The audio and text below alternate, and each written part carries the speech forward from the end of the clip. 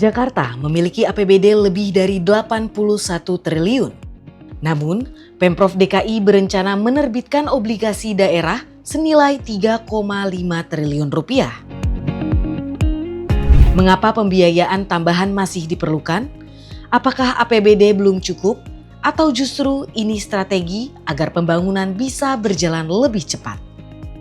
Pemprov DKI Jakarta menargetkan penerbitan obligasi daerah pada Juni 2027 bertepatan dengan peringatan 500 tahun Kota Jakarta. Skema ini digadang-gadang menjadi salah satu terobosan pembiayaan pembangunan di tengah besarnya kebutuhan infrastruktur.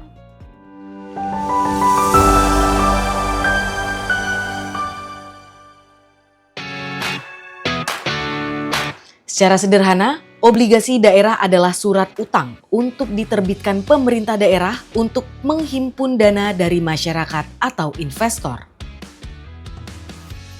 Sebelum memberikan persetujuan, DPRD DKI Jakarta mengaku telah mempelajari berbagai skema pembiayaan yang ditawarkan pemerintah provinsi. Dari hasil pendalaman itulah, DPRD menilai obligasi menjadi opsi yang paling memungkinkan untuk dilaksanakan saat ini.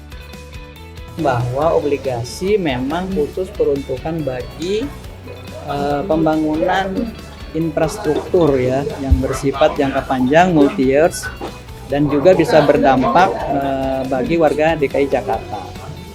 Artinya, dana hasil obligasi tidak dapat digunakan untuk semua program pemerintah. Pemanfaatannya dibatasi untuk pembangunan infrastruktur yang memberikan manfaat jangka panjang bagi masyarakat. Ya, karena ini mencakup dana publik ya, obligasi ini kan nanti kita menarik dana publik ya, masyarakat membeli obligasi kita. Nah ini kan harus dikembalikan dengan bunga yang cukup besar ya, 6-7%.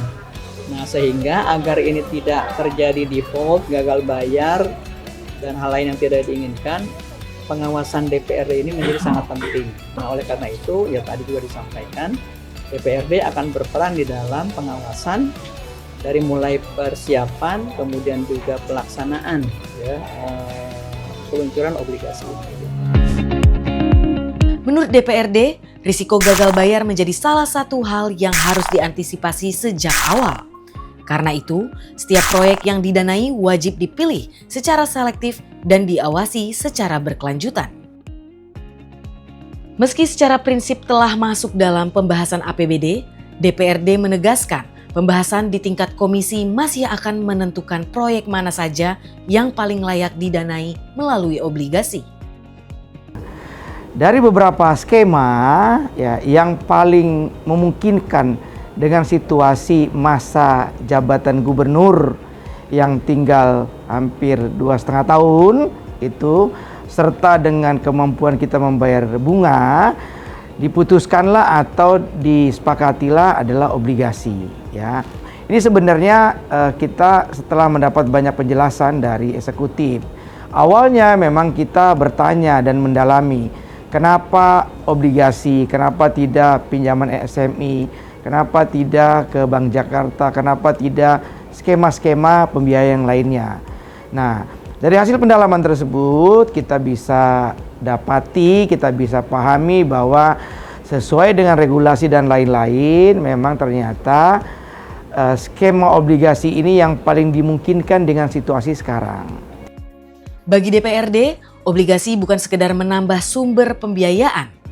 Yang terpenting adalah memastikan dana tersebut digunakan untuk proyek yang memberikan manfaat nyata bagi warga Jakarta. Ya pasti, karena gini, hutang daerah itu bisa jadi solusi, bisa jadi masalah. Nah sehingga DPRD punya skema-skema pengawasan yang tidak berhenti mulai dari sekarang persetujuan. Nah setelah itu nanti masih banyak beberapa item-item atau skenario-skenario pengawasan yang pasti bahwa kewenangan pengawasan ada di DPRD dan akan kami lakukan semaksimal mungkin. Karena ini adalah hutang daerah, ya. Kami tidak mau hutang ini yang membebani APBD ini tidak dimaksimalkan untuk kemaslahatan atau kepentingan rakyat Jakarta, dan nanti pasti akan membebani APBD ke depannya.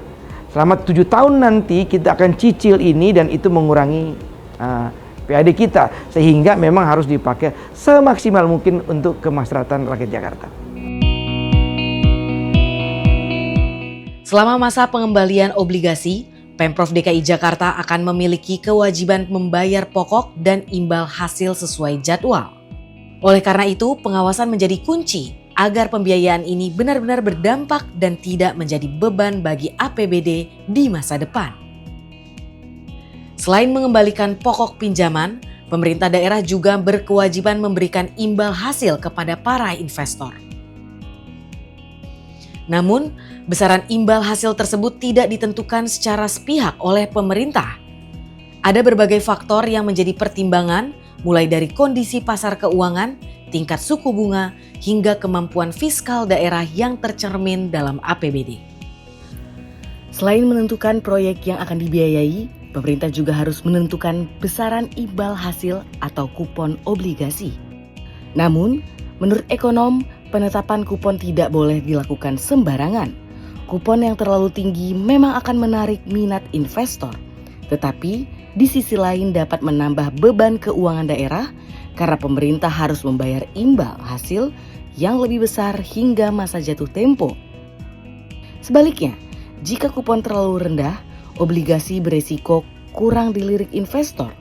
Karena itu, penetapan besaran kupon harus disesuaikan dengan kondisi pasar dan kemampuan fiskal. Artinya, menjaga kesehatan fiskal daerah menjadi kunci agar pemerintah dapat memperoleh pembiayaan dengan biaya yang efisien. Di sisi lain, investor juga mendapatkan keyakinan bahwa dana yang mereka tanamkan dapat dikembalikan sesuai perjanjian. Pada akhirnya, obligasi daerah bukan sekedar soal penambahan dana pembangunan. Ini menjadi ujian bagi pemerintah daerah dalam mengelola pembiayaan secara transparan, akuntabel, dan berkelanjutan. Jika berhasil, obligasi dapat menjadi terobosan pembiayaan pembangunan Jakarta. Namun jika gagal, risikonya akan ditanggung oleh keuangan daerah di masa depan.